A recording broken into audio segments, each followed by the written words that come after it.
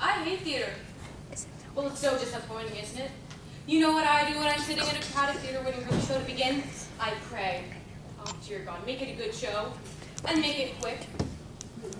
2 hours is enough, but 3 hours is too much. And keep the actors out of the audience. I didn't pay good money to have the fourth wall come crashing down around my ears. I just want a story.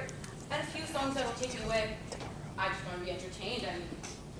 Isn't that the point? Amen. You know, there used to be a time when people sat in a darkened theater and thought to themselves, what if George and Abergerson were golfing for us tonight? Or can Cole Porter pull it off again? Now it's, please, Elton John, must we continue this charade? Please. You should be sitting near the dark. You knew that when the lights came up, you'd be transported to another world. A world filled with color, music, and glamour. You thought to yourself, I can't wait until they bring up the lights. Hello. How are we today? I'm feeling a little blue myself. A little sad that I should be feeling anxious at this age. A little self-conscious anxiety resulting in a non-specific sadness. A state that I call blue. Anyway, whenever I'm feeling this way, I like to listen to my records. As I've had to play Meredith Wilson's The Music Man. I had to play for No Ronnie Howard. But then I said, no, let's have a treat. Let's disappear into the decadent world of the 1920s, when the champagne flowed and the caviar chilled and all the world was a party. For the wealthy, anyways. So I was thinking about, and what did I find? But one of my favorite Gable and Stein shows, The Drowsy Chaperone. It's a 2-record set, remastered from the original 1928 recording, and it features the full original cast, especially Beatrice Stockwell as the Drowsy Chaperone. Isn't she elegant? And this was a full 15 years before she became Dame Beatrice Stockwell. Let me read to you what it says on the back. Mix-up, mayhem, and a gay wedding. Of course, the term gay wedding has a different meaning now, but back then it just meant fun. And that's what the show is, fun. So would you indulge me? Would you let me play the record for you now? Yes. Yes. I was hoping you would say yes. You hear that sound? I love that static. To me, it's the sound of the time machine starting up.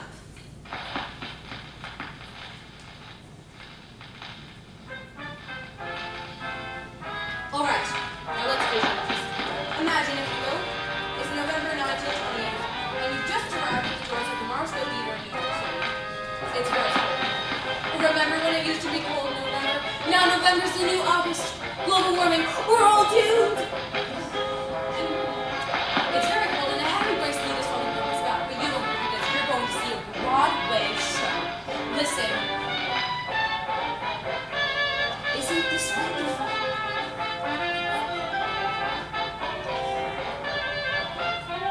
Oh, it helps if you close your eyes.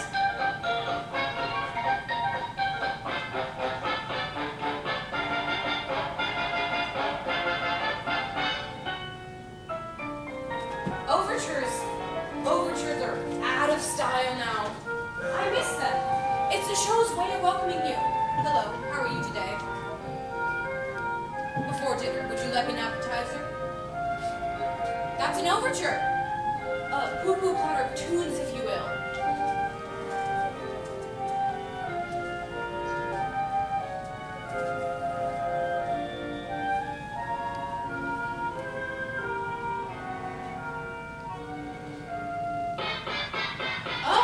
Something new. Something to dance to. Maybe rollicking, maybe involving pirates.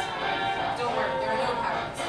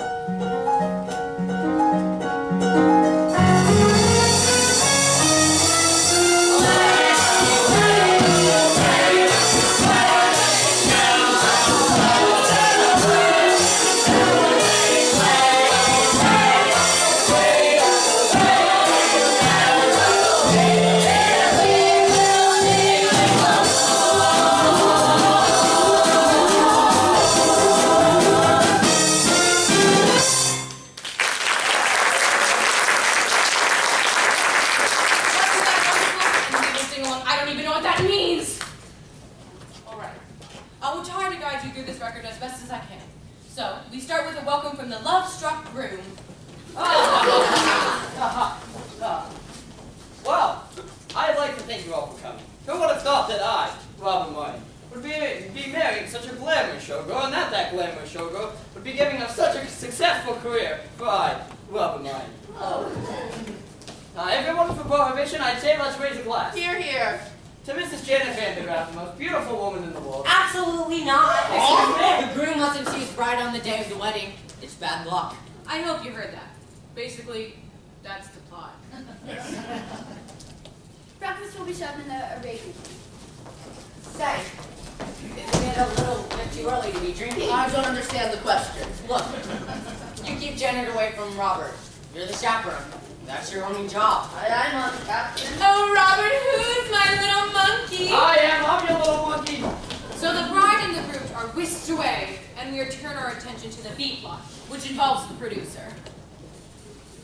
Mr. Feltzig! Getting married and leaving show business. Mr. Feltzig! Doesn't know I got obligations. Mr. Feltzig! I can be your leading lady. You said it yourself. I'm useless in the chorus. Kitty, for the last time, you ain't got what it takes. But I've been taking lessons singing, acting, ballet. Ballet? Yeah, and I'm pretty good too. Last week, I auditioned for Swanee Lake. A little annotation. Kitty and Felty were a couple in real life. Jack and Sadie Adler. Now this, a familiar comic construct. A stupid woman and her long-suffering companion. Well, at least she appears stupid. But in the end, she does something clever and makes us question if it's all just an act. The irony here is that Sadie actually was quite stupid. Jack had to explain all the jokes to her, apparently. Still, she had a wonderful career on the stage. At this time, theater was the only place where stupid people could earn a decent living. This was before television, folks. Kitty, I ain't got time for this. A petite four, Mr. Feltzig? Not now. How about a quick roll? Boys, I'm not hungry. Then perhaps we can give you something else to chew on. Yes, some that ain't food. What? Confusion is to be expected, although we stand here before you in the guise of innocent pastry chefs. We are also, And primarily, employees of a certain individual, A certain individual. a certain individual. who happens to be the largest single investor in Feltzig's Follies. He has sent us here As pastry chefs, to express his concern about Miss Vandergraaf's impending nuptials. specifically, That if she gets married and leaves the show, then there ain't no show. Say, do I know you? No, you don't. Have you ever spent any time in Toledo? have you ever spent any time in a coma? No, but I have a cousin in Seattle. Kitty, boys, this wedding is never going to happen. I give you my word. Oh, we have your word all right. But to go back on the word would be a recipe for disaster. We've made ourselves perfectly eclair. One can only hope. You've just gotta be kidding me. A trifle much? Don't tart with me. Boys, you can drop the pastry chef routine. Alas, we can odge. We're on the lamb. It's an entree, you macaroon! The gangsters were played by interchangeable vaudeville duo, the Tall Brothers, John and Peter Tall. They were an early example of the typical Broadway gangsters, full of stylized movements and wordplay, but not very intimidating. Unless you find dancers intimidating, which I do for reasons I do not feel comfortable in this situation. We'll leave it up to you, Mr. Feltzig. In the meantime, feel free to browse the dessert carousel. Try Toledo surprise. It's to die for.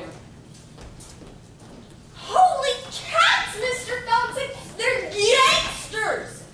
Very perceptive. Now go powder your face.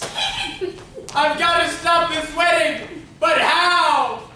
Oh, Lord in heaven! How? How?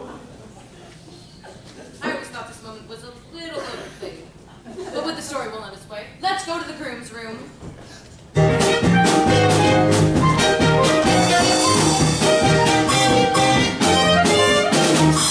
Hey there, handsome, show me those pearly whites. The groom was played by the dashing Percy Hyman. He started out as the Albright newspaper. His smile adorned every tube. Now, Albright was popular in the early 20s because it contained cocaine. It's true, it was the fifth ingredient down right after sugar. And it wasn't long before he became a huge matinee idol. Yeah, it's totally fine to be nervous on your wedding day. Really? Of course! Some people say Percy Hyman was a bad actor. To those people I say, shut up. Hey there, Mr. Riverman. Shaking in a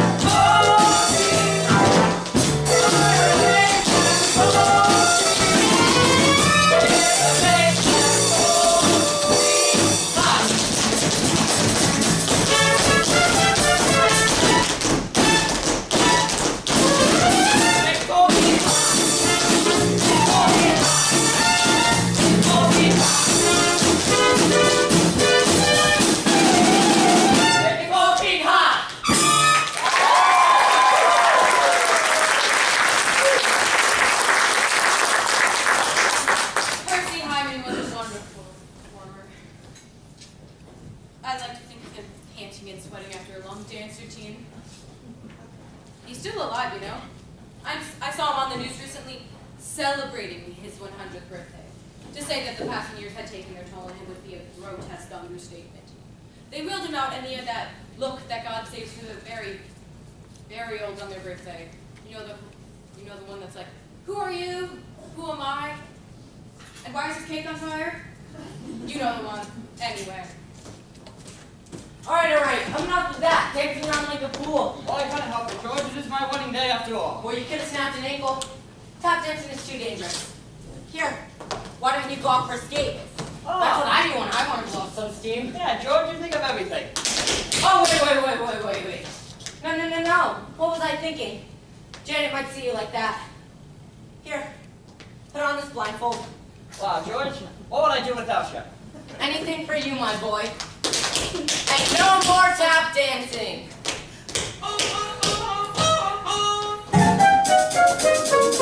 Wedding bells will ring.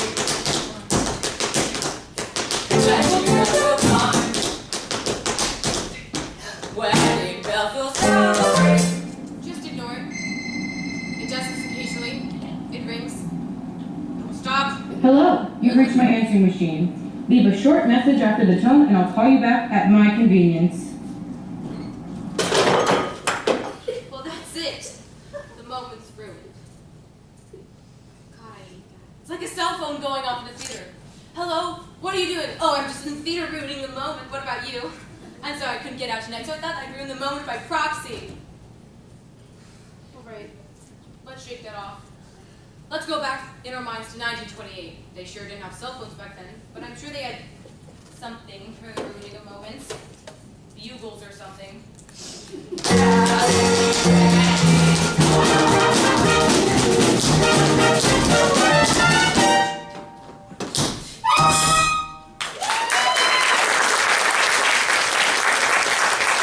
the scene shifts, and we find the glamorous Janet Vandergraff lounging by the pool makes questions from reporters.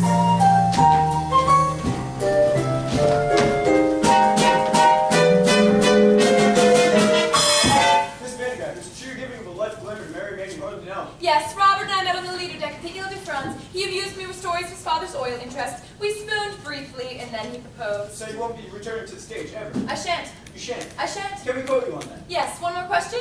Yes. Why in the world would anyone put olives in a Gibson? I got a question. Why would you give up the footlights when you know full well you got grease paint in your veins? Victor, please. Oh, Janet, I'm begging you. Dump the mug and stay with the Follies. I'll give you anything you want. I'll put your name above mine on the marquee. Victor, if you think this is about vanity, you couldn't be more wrong. I don't want to show off no more. I don't want to sing tunes no more. I don't want to ride moons no more. I don't want to show off. I don't want to wear this no more. Play the saucy Christmas no more. Blow my signature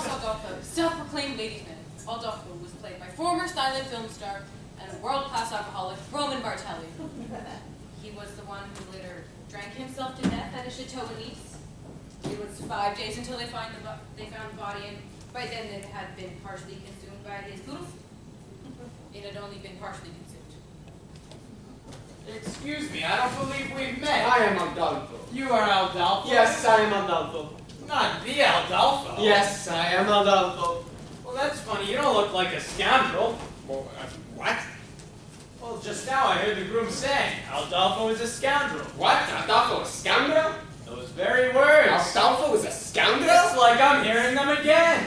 This is outrageous. He is saying this to people's two beautiful ladies with breasts for making love. Why, I must. You must take matters into your own hands. Yes, I must take this groom into my hands and kill him! Yes! No, don't kill him, just hurt him bad enough so that he can't get married. Show me to this groom. Wait. What? What kind of man is this groom? A big man? Well... A burly fellow? Well, he's big on the outside. No. Adolfo will not fight big men. Small, pale, weasy little dwarf people that Adolfo can punch very far away. But no big man. So Adolfo is a lover, not a fighter. Yes, Adolfo is a lover of beautiful ladies. Some say I'm the king of romance. Well, you know, they say the best way to get back at a man is through his... Door. No, the best way to get back at a man is through his... Window. No, revenge back at a man through his... Through his... There is no the ways I'm not Santa Claus coming down chimney. Through his woman! His woman. Yes, Adolfo, his woman. You must seduce her. His woman. You must seduce the bride. Adolfo will make love to the bride. That will show the people Adolfo is no scoundrel. Show me to this bride. Wait. What? What kind of man is this bride? A big woman? Well, A burly woman? no, she's in the cat's pajamas. Pajamas? A looker, an attractive woman. Show me to this cat in pajamas. Adolfo will make her brrrr. Ah! Like a cat in pajamas. Stop it! Roman Bartelli chewing the scenery. You certainly couldn't get away with a performance like that nowadays. But your contemporary audiences are too sophisticated to enjoy broad racial stereotypes. So, we banished them to Disney. Let your children sort it out.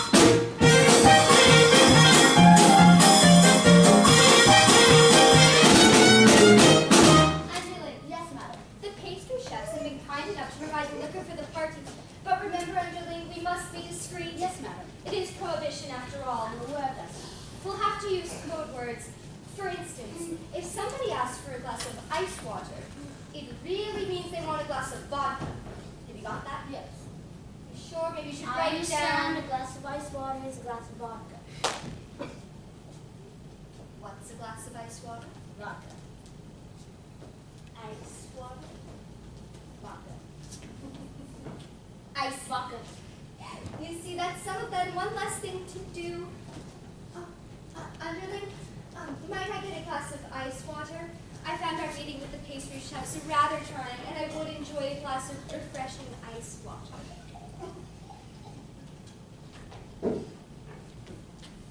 Your ice water, madam.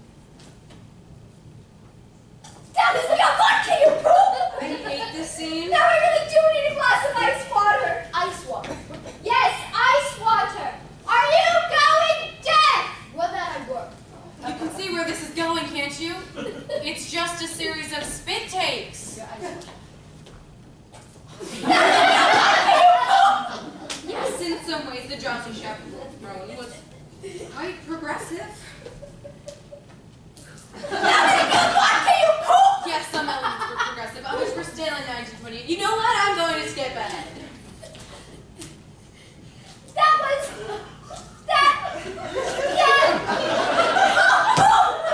Where are you going? Get some lime juice. Lime juice, for heaven's sakes, why? I'm going to wring out my eyebrows and make myself a gimlet. Oh.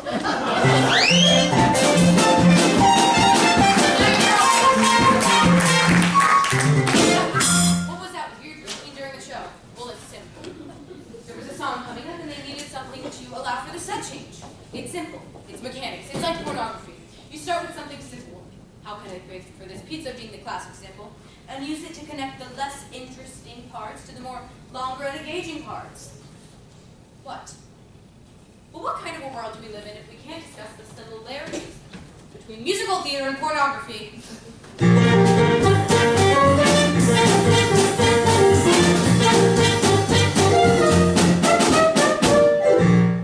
Oh, chaperone, in a few short hours I'm going to be Mrs. Robert Martin. Yes, life is a mad whirlwind. This is a really interesting scene. This is the only time where Jane Roberts and Beatrice Stockwell are alone together on the stage. Jane Roberts, an emerging star, but Beatrice Stockwell was already well established and a force to contend with. Oh, I'm so full of apprehension. But I suppose that's normal for someone in my position. Have you ever been married, chaperone? No, I drink for pleasure, not out of necessity. Your ice water. I'm here to refresh out of all this. Have you ever been married, underling? Heavens no. If I'm going to stab a woman, I prefer to be paid for my efforts. Oh, you too. I mean, I guess it is crazy to give up a successful career for a man I hardly know, but when I look into his eyes, his big monkey eyes, I get all woozy. And that's love, isn't it? Not necessarily. The wooziness can be caused by any number of things. I mean, I'm woozy right now, and I'm certainly not in love. Yes, but Now, Beatrice Stockwell was known for her rousing anthems. She entertained and inspired the troops all the way up to and including the Falklands War. By then, she was in her late 80s, and her anthems didn't much rouse as they did stupefy. Still, she demanded that an anthem be put in every production she ever did, even if it wasn't appropriate. And you just couldn't say no to her. That star power. couldn't you at least allay my fears with a few choice words of inspiration? Inspiration, dear? Really, that's not my forte. Yes, but if you could just... As we stumble along life's funny journey, as we stumble along into the blue, we look here and we look there, seeking answers anywhere, never sure of where to turn or what to do. Still we rumble our way through life's crazy labyrinth, knowing left from right nor right from wrong. But as long as we can hear that little blue bird, there'll be a song as we stumble along. Yes, but couldn't you at least explain how that connects to the situation? Why won't you let me? It's a dismal little world in which we live. It'll bore you till you've nothing left to give. 7 overrated wonders, 7 underwhelming seas, 6 excruciating continents. Antarctica, oh please. Antarctica, please. Still, you mustn't let it lick you. This planet, oh so bland. Keep your eyeball on the highball in your hand. As we stumble along, cross the life's crowded dance floor, as we push and we shine, we live and we learn. And when we finally reach the bar and we see that morning star, we pull our straps up and upward turn. Then we stumble on the life's sunbeam, barely knowing right from right nor left nor wrong. But as long as we can hear that little blue bird, there'll be a song as we stumble along.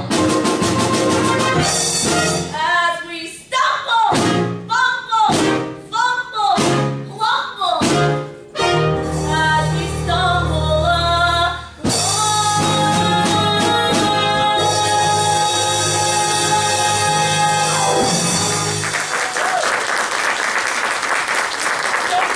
Love her? Basically, she thinks anything about alcoholism. But that's what I like about her. She does whatever she wants, regardless of the needs and wants of others. My mother was like that. Chaperone, that was certainly inspiring, but I still don't see. Is Robert the man for me? Honey, that's a question you'll have to ask yourself. But I just don't know if he loves me. Why don't you ask him? Why don't you, Roger, do you love me? It's Robert, and I'm not even allowed to see him. In fact, it's your job to keep me away from him. Jess and I take that responsibility very, very seriously. But at this moment, I'm feeling terribly, terribly drowsy. Have to do a little lying down. But whatever you do, don't go wandering through the garden looking for your fiancé, asking him a question which your future happiness depends on. Oh, thank you, Chaperone. I just have to know if he loves me. Such a skinny little fool. Still, I envy her and would love come crashing through my door. La la la la la. In walks Adolfo, come to seduce the bride. I am Adolfo. Try not to think of the poodles while listening to this part. I am Adolfo, and you are right. No, I'm not. But this is bridal suite, and you are the only one here, therefore you must be bride. Interesting argument, but I'm afraid you're a moron. What? Please, no bride. Perhaps I can take a message. Yes, very well. Dear Vandergraaf bride, I must make love to you and transport you to a place of ecstasy. Sooner is better. Signed Abdallah, king of romance.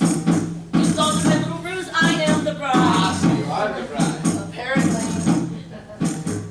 Yes, take me on doll, please. No, no, no. Not a Adolfo. You must remember my name for when we are making love and you are screaming. You must say the correct name or we'll spoil everything. How can I make you remember?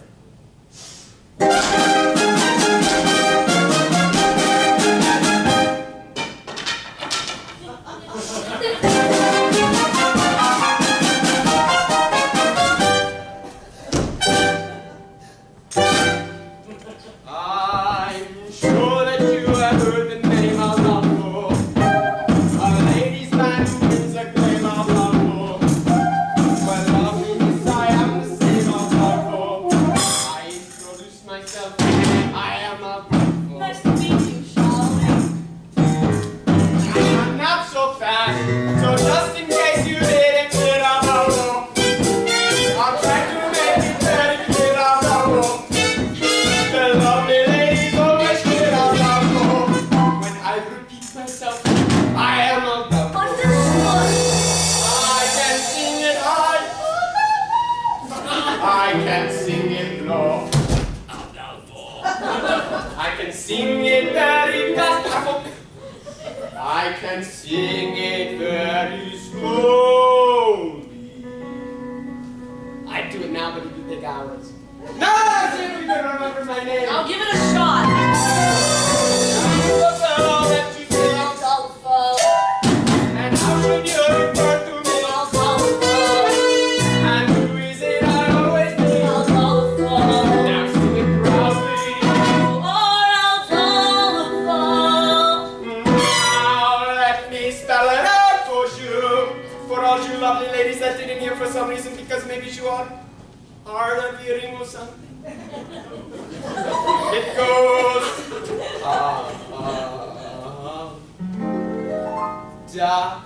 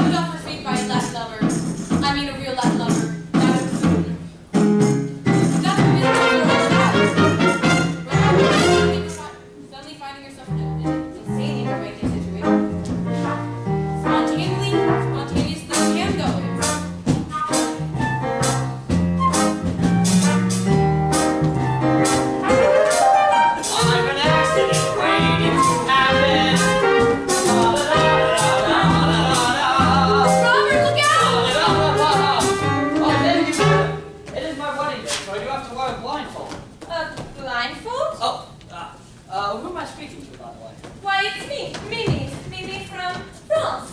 This scene couldn't be more ridiculous. I hear you're marrying Jeanne Van de Graaff, no? Ah, oui. I hear she's very beautiful. Ah, oui. And glamorous. Ah, oui, oui. And extensive in both comedic and dramatic roles. I'm having trouble placing your accent. What part of France are you from? The middle part, where they make, the toast. You were telling me about your, how do you say it in English? Fiancé? Ah, yes, yes. It was a funny story, actually.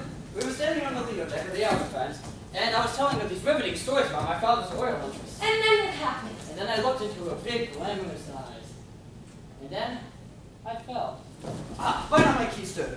And then I said, well, I guess I don't have my sea legs yet. But we haven't left the dock. That's what she said. And then what happened? I knew it was true love.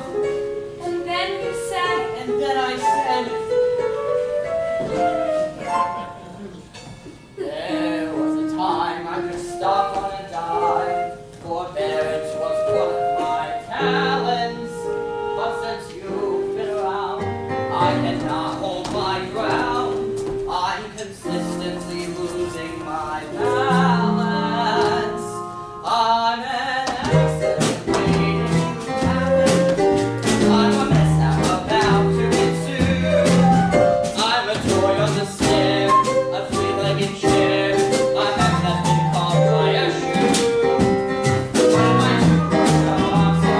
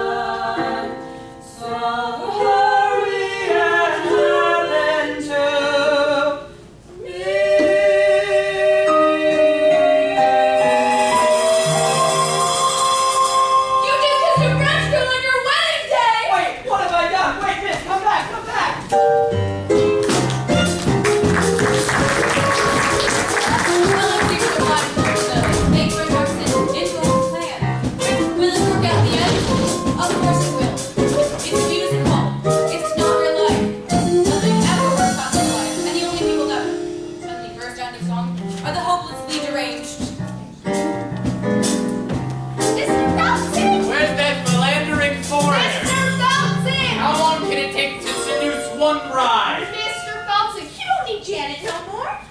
Kitty, I don't have time for this. I've been working on a mind reading act. Presenting Kitty. The incomprehensible. Now think of something. Oh, I'm thinking of something, all right. Wait, I'm getting it. Pick up some milk, into a loaf of fried bread, and don't forget to shave your legs. You're reading your own mind, you idiot. No wonder it was so easy. Mr. Feldzig, It would seem that the wedding is going to proceed according to schedule. it's time for desserts. What do you say, partner? Should we whip up something special for Mr. Feldzig? How about a Toledo surprise? An inspired choice. A Toledo surprise. I've never heard of that. No, you haven't. Those people who have heard of it are generally never heard from again. We'll share the recipe with you, Mr. Feldzig. First, you chop the nuts. Then you pound the dough. Then you bake it up nice and slow. Then Then you got a Toledo surprise. Could I hear that one more time? It's a very simple recipe, Mr. Feldzig. First, you chop the nuts. Then you pound the dough. Then you bake it up nice and slow. Then you got a Toledo surprise. Let's give it a little taste, shall we? All right. What style, what grace, what rhythm? Open your fists, now shake 'em. All right, give it to me one more time. Da-da-da-da-da-da. Chop the nuts, pound the dough, bake it up nice and slow. You got a Toledo surprise. Sell it. Get the peach, peel the skin, push it up, throw it in. Toledo surprise. Now you're cooking.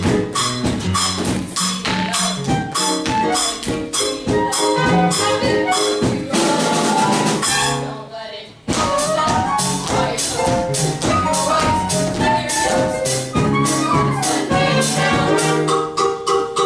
Toledo surprise. You boys are natural. Honest? Yeah, keep it up. I'll go to work on the contract. Hey! I'm not 6'7". Mr. Felton, what's going on in here? Kitty, I'm developing an You're putting gangsters in the show and won't put me in. They're not even out yet. Oh no, Kitty, you got it all wrong. This action's for you. And these boys are your backup dancers. Backup dancers? Holy cats!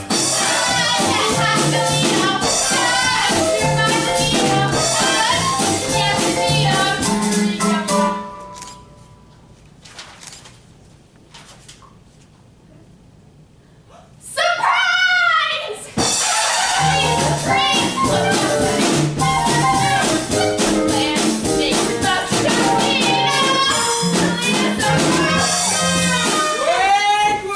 Wait. Now, Doubtful, we make announcement. Wedding is all. What, for the love of God, why? Now, Doubtful has made love to the bride. That's not the bride, you idiot. That's the chaperone. What? The wedding is on. The wedding is off! Why? Robert kissed a French girl named Mimi. She's very beautiful. I couldn't help it, Janet. She was just like you, only French. Sweet mother of pearl. Oh, underling. Yes, madam. What's all the commotion about? Wedding, madam. Oh, weddings. I love weddings. I'm afraid that I have to go off. What a tragedy. What a wonderful, wonderful tragedy. Clear the floor, boys. I'll show you how it's done. First you beat it up. Then you speed it up. When you heat it up, it starts to run.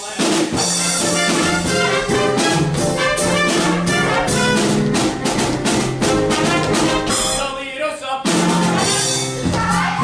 Wait till the wedding.